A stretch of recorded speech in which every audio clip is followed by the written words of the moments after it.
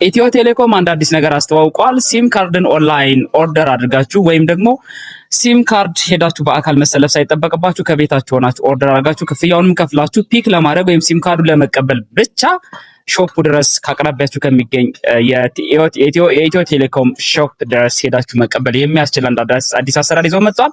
ለዚህ ያው ናሽናል አይዲ አስገዳጅ ነው ያስፈልጋችኋል።